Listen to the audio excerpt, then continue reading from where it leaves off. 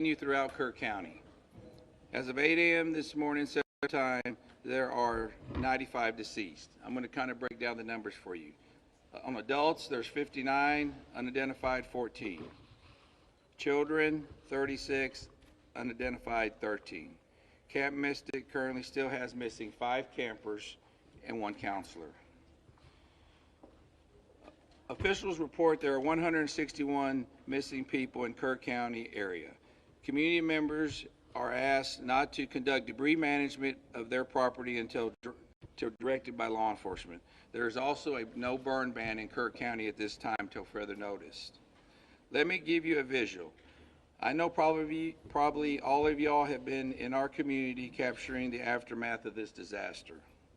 But with that said, also take note that Kerr County is 1,100 square miles of beautiful but complex hill country.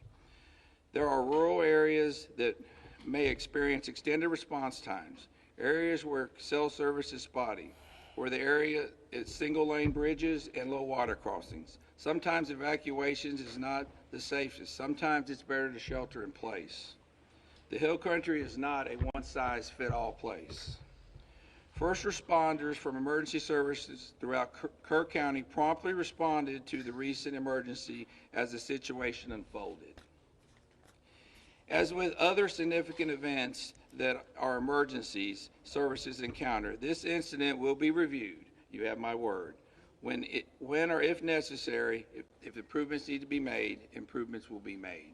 What I'd like to do right now is kind of give you a breakdown. You know, I believe the latest report I had, we have 2,100 people out here at some capacity on this incident.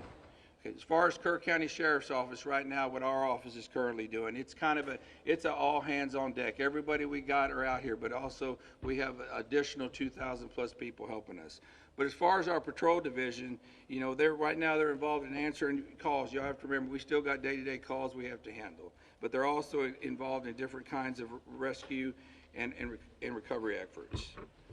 My CID division, Criminal Investigation Division, is assisting with operations at the funeral home. They're also assisting with the identification process. My SOD division, Special Operations Division, is searching through heavy debris with heavy equipment. They're distributing assets with the Texas Game Wardens. They are also involved in recovery operations. Also, they're working with ES special agents on all recovery processes and with the volunteer fire departments. Our communications is overseeing the communication operation liaison with DPS also. Our emergency management, Thomas, is in the EOC center. Also with my chief, they're both in the EOC center. At this time, I brought a couple of the guys. I was going to let Captain Jason Waldrop say a few words. Jason has been in the field, hands on deck this whole time. I hadn't been able to get out of here a lot. There's a lot to manage here. He's actually witnessed several things. He's kind of going to give you a few ideas and updates on what's going on in the field, where he's been and what he's been seeing. And then we'll turn over to Sergeant Jack Lamb. Captain Jason Waldrop.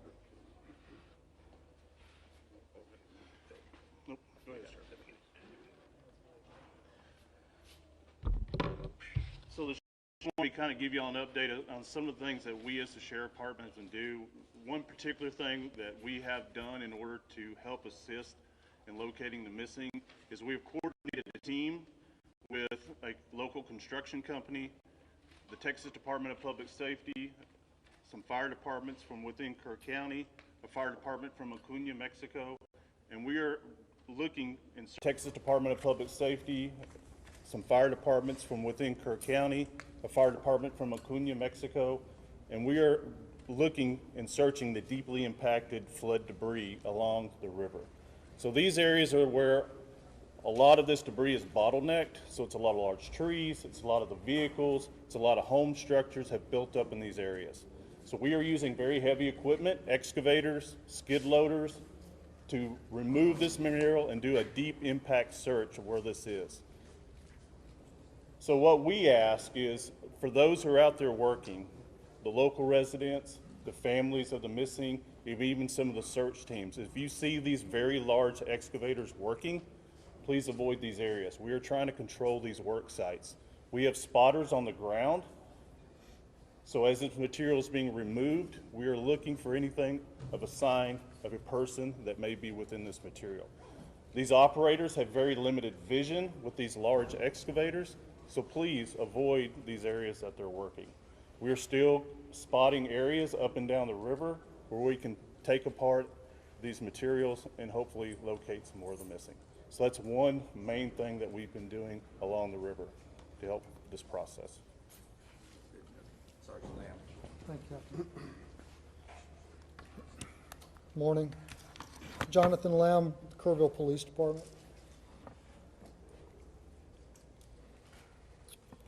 We want to remind folks that if you've reported a loved one missing and they've returned home safely or been found safely, it's vitally important that you let us know that that person is no longer among the missing. We need to keep an accurate count, as accurate as possible. So if you've reported somebody missing and they've been recovered safely, please let us know. Go to the website kerrvillemissing.dps.texas.gov or call 830-258-1111. And once again, kerrvillemissing.dps.texas.gov, 830-258-1111. We are actively working to ensure that we have an accurate count so that we know who to look for. And now I want to talk to the people here in this community, inside the city limits of Kerrville, people in Kerr County. A few things. We know that folks are beginning to clean up, and we have large debris piles. And we ask them not to use heavy equipment to take down those debris piles until they've been checked by a search party, because it's possible there are victims in that debris pile, and we don't want to disturb that. Please give us a call, our non-emergency numbers at the police department and the sheriff's department, and let us know that you've got a debris pile that needs to be checked before you begin that level of cleanup. Sheriff Letha mentioned the burn ban. That's countywide. We need people to respect that. Do not burn during this time. And we continue to ask people to steer clear of the area and let our first responders work. Again, this operation is ongoing and continuous. Our first responders are trying to get to places to do their jobs. And people coming here from outside the community and people within the community who want to go sightsee and look at the river and see the flood damage, it's making our job very hard. We ask folks to give us room to work. I want to talk a little bit about the events that happened on the morning of July 4th, what the Kerrville Police Department and other first responders were doing in those early morning hours. And I want to start outside of Kerrville, out in Hunt. Now, for those of you who went out there yesterday with the governor, y'all know that Highway 39 crisscrosses the Guadalupe again and again and again. And all of those low water crossings, when they flood, they create islands where you can't get in and you can't get out, trapping people in their homes, trapping people in vehicles. And that's what happened on the morning of July 4th.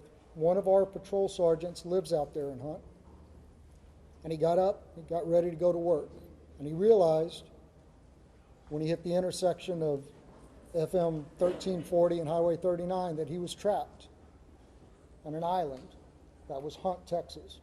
And he saw people, dozens of people trapped on roofs. He saw people trapped in swift moving water. He gave them encouragement over his public address system in his vehicle. He told them to be strong, that he would get to them as quickly as he could, and to hang on. And he knew he needed help. He went to another detective, Kerrville Police Department detective who lives out there, and he woke him up, and he said, "It's bad. I need you to get your gear on and come find me." And then he went back out. And for 13 hours, those two officers, along with some Hunt volunteer fire department firefighters and an emergency room doctor, provided care to that Hunt community. When it was safe to do so, they waded into the water and they rescued people. They got people down off of roofs. They collected them there at the Hunt School. There was a young boy with a pretty severe leg injury that was given first aid treatment throughout the day. Other people came. Many of them were injured. They provided first aid. They coordinated helicopter evacuations for the most critically injured, communicated the situation back to our emergency dispatch center of the Kerrville Police Department. When the waters began to recede, they knew that vehicles would be making their way out there when it was safe to do so. So they went back and forth, clearing out debris to clear a path for those vehicles. They saw helicopters flying back and forth, making recoveries upriver, evacuating those summer camps. And they were by themselves on that island that was Hunt, Texas, doing what they do, serving, protecting, and helping, until about 5 o'clock in the afternoon, when other emergency workers and high-profile vehicles were able to get out there. And here in town, the early morning hours is still dark. Our officers realized that areas of town that traditionally don't flood were going to flood, and that low-lying areas close to the river were in danger. Our officers spent hours going back and forth. In that first hour, they evacuated over 100 homes and evacuated and rescued over 200 people. And to say that doesn't even come close to explaining the actions that took place. Door to door, waking people up, convincing them that yes, the floodwaters are coming and you need to leave now. They rescued people out of vehicles. They rescued people out of homes that were already flooding, pulling them out of windows. They entered water. There's a trailer park that flooded in minutes. One officer was there by himself and he realized, I need help. He sounded his siren, driving up and down those streets that were beginning to flood, calling on his PA system for folks to wake up and evacuate.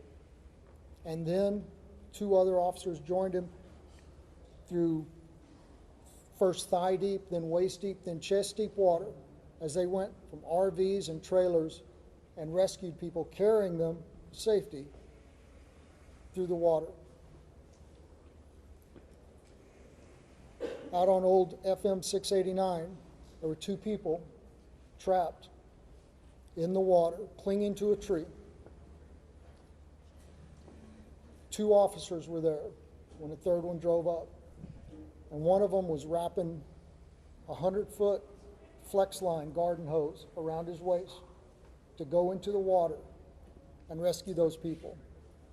And those 3 officers went into the water, and one of them held that hose and acted as an anchor while those other 2 made their way to those 2 victims, and they were able to evacuate them safely. Folks, I don't know how many lives our KPD team saved in an hour in Kerrville, but I know that this tragedy, as horrific as it is, could have been so much worse. And finally, I want to tell you about a member of our KPD team. These guys have been working around the clock. 4th of July traditionally is a all hands on deck event for us because we hold an amazing concert on the river. On July 4th, it was an all hands on deck event for a very different reason. But our officers have been working without time off, without any downtime, 16, 18, 20-hour shifts, without complaint. Yesterday was the first day we were able to give a couple of them some downtime. So we sent an officer home to rest. But rather than taking a day off, a much well-deserved day off, he got up and he put on his gear and he volunteered to go out on foot with a ground search party. And he spent his day up and down the Guadalupe River, going over, under, around trees, searching for victims to try and reunite the missing with their families.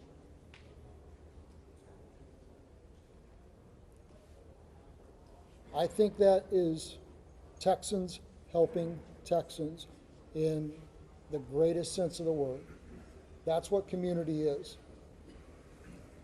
And that's what's important right now. I want to continue to thank y'all for helping us spread the messages that need to be spread. Before I open this up for a very few questions, just ask you to please, just ask you to please say your name and who you're with before we do that. Yes, sir, right here. Oh, I'm sorry. The mayor is supposed to speak now. I apologize. Mr. Mayor, I'm sorry. Good morning, everyone. As Jonathan Lamb has said, this is a story of tragedy, but it's also a story of heroes. Captain Walden, thank you for all you've done. Every first responder, thank you for all you have done. The recent numbers reported break my heart. And they break the heart of everyone up here, everyone who's been working since July the 4th. I want you to know, I think it's important for the public to know, I think it's important for the families to know. In that Emergency Operations Center, there's not little silos of departments and agencies. They're working as one team with one goal, to find the missing and bring them home. I'm grateful for every first responder, every helper in every field. Those who are feeding the hungry, those who are providing shelter to people who have no home, those who are providing clothing, who no longer have a wardrobe. I'm also grateful for the generosity of the world. Two companies that are hometown companies, companies that started in Kerrville, Texas, announced today and yesterday that they will be donating to the relief effort. Everyone in Kerrville is proud of HEB and James Avery Artisan Jewelry. Had a different name for so long, I'm sorry. Those two companies started here. Their heart is here. We are committed to helping others. After you all go home or go to the next story, we will still be here. We live here.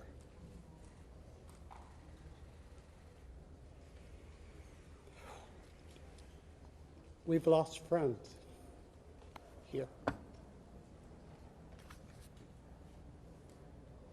If you feel able to donate to the relief fund, the best source we are recommending is the Community Foundation of the Texas Hill Country.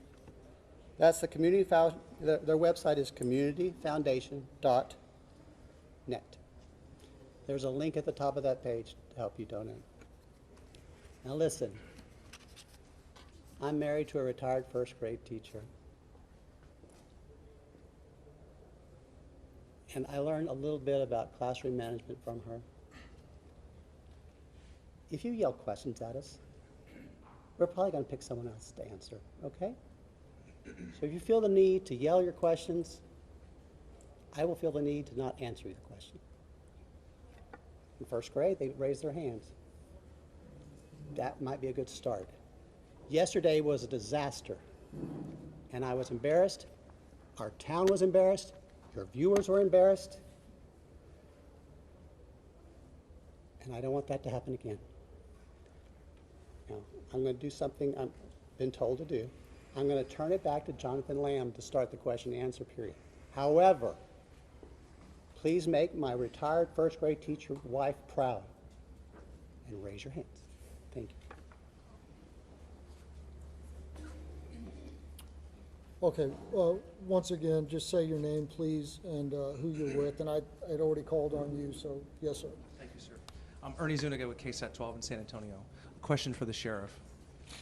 The code red alert system has come under a lot of scrutiny in recent days, and now there's reports of a timeline on Friday morning where an Ingram Volunteer Fire Department commander asked a Kerr County Sheriff dispatcher for the code red to be issued. The dispatcher says, I can't, I have to get a supervisor's approval for that. Almost 6 hours passes until 10 o'clock, 10:04, when the code red is issued. How do you account for that lapse of time? What happened and what could have happened in that time?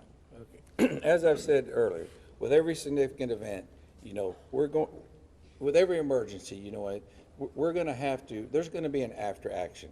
Please, y'all, listen to those words, after action, okay? Those questions are going to be answered. I believe those questions need to be answered to the family of the missed loved ones, to the public, to the people that put me in this office. Those need to be, and I want that answer, and we're going to get that answer. And I know that's going to be asked over and over. Please understand that. We're not running, we're not going to hide from everything. That's going to be checked into at a later time. I wish I could tell you that time. I don't know that time. Let me share something with y'all. One of the main things I've been doing is going and visiting the family. We still have some of those missed loved ones here. I go visit them twice a day. As a sheriff, what I want is I want closure for those people, okay? And those are important questions. We will answer those questions. I wish y'all would bear with me in that, okay? Bear with me. We'll get them. I can't tell you in a week or two, okay? We're going to get them. I'm not trying to deflect them, okay? My primary, I asked you, I've been in this business 36 years. I don't know if any of y'all, or how many of y'all have gave notifications, death notifications. I've done them. What is worse, a death notification or telling somebody I don't know where your loved one was? That's my priority, okay? Now, please understand that. Sir, since you're up, can I ask a question? Since he's up. Sergeant Lamb. Tammy from the Hill Country Community Journal. Yes, we talked a lot about the recovery effort, and it's amazing, but I wonder what we can tell the displaced families. Where do they go? How do they get in touch with FEMA?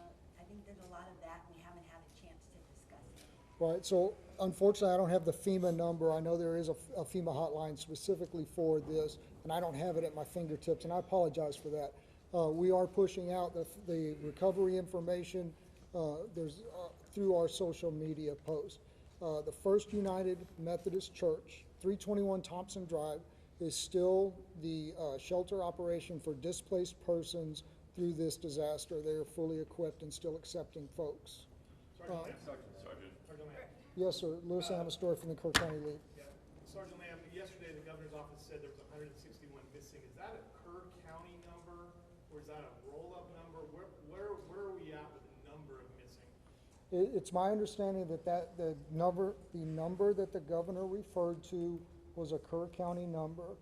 And again, I have no reason to doubt that number, and it was compiled from the best available information. But we are asking folks to make sure that the numbers that we have are accurate. So if somebody has been reported missing and they have now been accounted for, please let us know that so we can revise those numbers and make sure that they continue to be accurate. Yes, ma'am. Thank you. Thank you, Juanita with Telemundo NBC. Yesterday, Governor Abbott said that 2 days prior to the disaster, he had provided resources and they were here on ground. I know this is a question for you or for the mayor, but he said you guys were prepared, that you had those essentials. What happened? Did you guys have those resources? Yeah, listen, I'm going to just say what has already been said. At the appropriate time, all of that is going to be reviewed and checked into. I don't have the answer to that question right now. I don't have that information. And rather than speculate, it would be irresponsible for me to do that. Mayor, So, could you speak on that? Repeat the question, please. Yesterday, Governor Greg Abbott said 2 days prior to the disaster, he had provided the town with more than enough resources to respond to the disaster. were those resources here? Locals tell us they didn't see any resources, they didn't see anyone until hours after the disaster. Thank you. What resources did you guys have, and why wasn't there any response? Okay. I didn't see the governor's remarks. I haven't seen the governor's remarks. Last night, we had a city council meeting, and I was required to be there. And so I can't, I'm sorry, I don't know what resources TDM had in place at that time. I know when I arrived at the Emergency Operations Center on the morning of July 4th, there were TDM personnel there. But what assets they were able to use that morning, I'm sorry, I do not know. Mr. Mayor, can I just, Mr. Mayor? Listen, people are yelling, and I didn't really But want y'all to. if you offer only 3 questions, then you're gonna have And people guess yelling. what? You're in Kerrville, and we're gonna do it my way. I understand that. but- Morgan Chesky, please. Mr. Mayor, records show that the concept of flood warnings have been discussed at least 24 times by the county. What's the biggest reason that these systems have not gone into place at this point? You know, Morgan, you and I grew up here. And I wasn't in office during those discussions. And frankly, I'm more focused on the future than the past, as you know. What I can say is the governor, the lieutenant governor, the Speaker of the Texas House have all provided us support, and they have all said this is a priority for the upcoming special legislative session. As mayor of Kerrville, as someone who grew up here, I'm grateful for their support, and I look forward to what they propose during the special session. My last question will be you. Thank you, sir. Shimon Promes from CNN.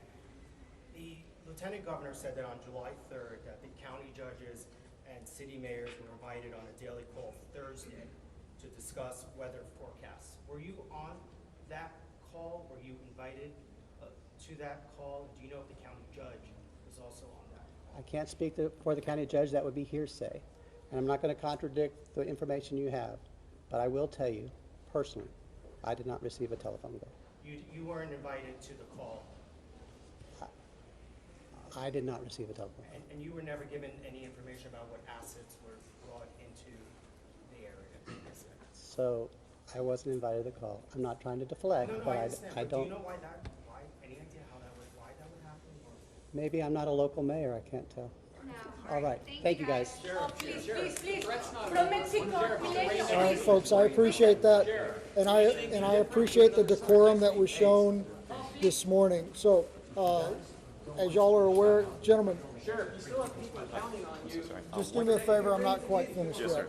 All right, so as y'all are aware, there's not going to be a 1500 presser. What we are going to do is send out an update, any updates through the email list. And once again, if you haven't gotten on our email list, that's going to be JIC, J-I-C, at kerrvilletx.gov. I'll give it to you again, JIC at kerrvilletx.gov. Thank y'all.